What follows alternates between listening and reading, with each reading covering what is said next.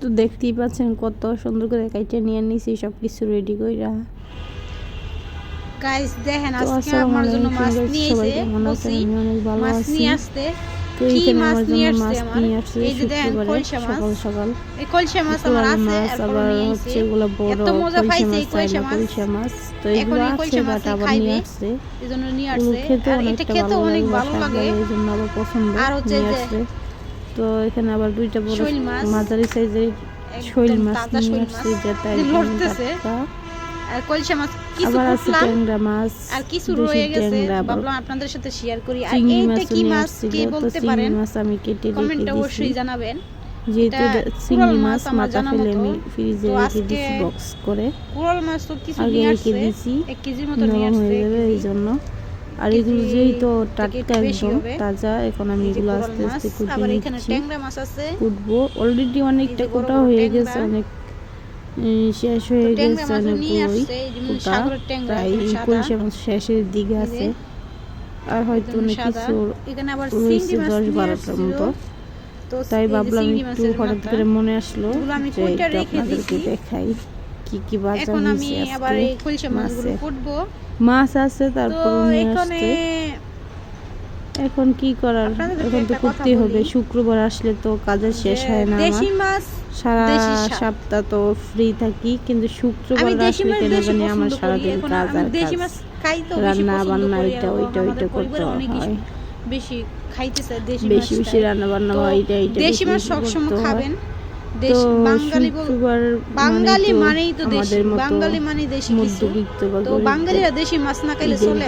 তো আমরা যেহেতু শহরে থাকি আমাদের ঢাকা যেহেতু আমাদের বাড়ি ঢাকা আমি তো শহরেই থাকি সারাদিন এরপরও মানে আমাদের এই ঢাকার মধ্যে বেশি একটা পাওয়া যায় না এই খলসা মাছ। আমি বাড়িতে চলে যাব আগে ছোটবেলা দেখতাম এখন এগুলো নেই আমাদের এইখানে। তো এই যে কলসা মাছটা দেখছেন যদি বেশি দিন থাকি বাড়িতে এই জন্য একটু বেশি বেশি করে মনে করেন কথাই আছে না যে যদি না থাকি তাও তো সমস্যা নাই প্রবলেম নাই দেশি একটু হয় তাও ভালো বিদেশি যদি বেশি হয় তাও বেশি তাও ভালো না এরকম একটা আমি বাড়িতে গেলে তো এখন কি করব বলি এক দুই দিন থাকবো দেখে কানামামা ভালো তো কানামামাই নিয়ে আসলাম।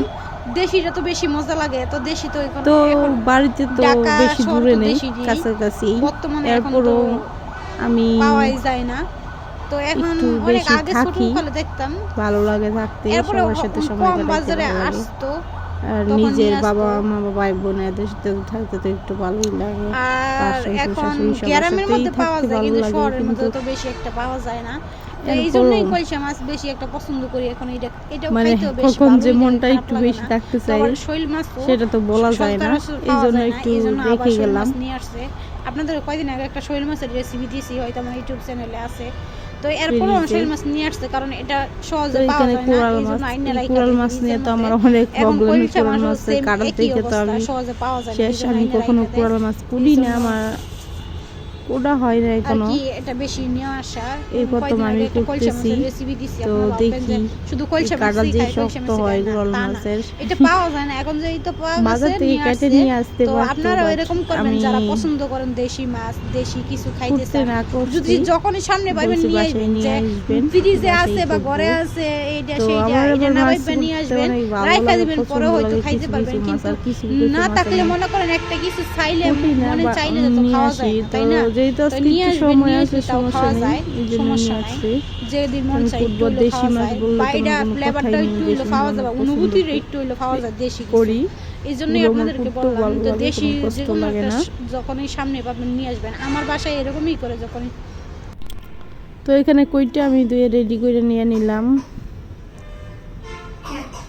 শৈল মাছগুলো। তো এইগুলো আমি এখন ফলি করে রেখে দেবো ফ্রিজে। তো আমি মাছগুলো বেশি ধুই নাই মাছগুলো বেশি ধুইলে ফ্রিজে রাখার আগে দেখা যায় যে মাছের যে স্বাদ আছে সেই স্বাদটা থাকে না। আমি হালকা ধুয়ে ময়লাটা ছাড়িয়ে তারপর ফ্রিজে রেখে দিই যখন আমি রান্না করব তখন ভালো করে লবণ দিয়ে গরম পানি দিয়ে ভালো করে ধুয়ে নিই। তো এরকমভাবে যদি আপনারাও করেন অনেক ভালো হবে আপনারাও করতে পারেন। এই যে দেখছেন কোরাল মাছ কেটে নিয়েছি অনেক কষ্ট হয়েছে এটা কাটতে পুরো যুদ্ধ এটার সাথে। তো আমি আগে কখনো কুটিনি, এই জন্য আর কি, মানে আমি কুটিনি, অন্যজনে কুইটে দিছি, তো এই প্রথম আমি কুটলাম। বা আমি আমার মায়ের দেখছি, আমার মায় কুইটে দিছি, আমার মা করতো। তো এখন আমি আর কি করব, এখন আমার নিজের যত্ন নিজের করতে হবে। তো সবাই ভালো থাকবেন, সুস্থ থাকবেন, ভালো লাগলে সাবস্ক্রাইব করবেন।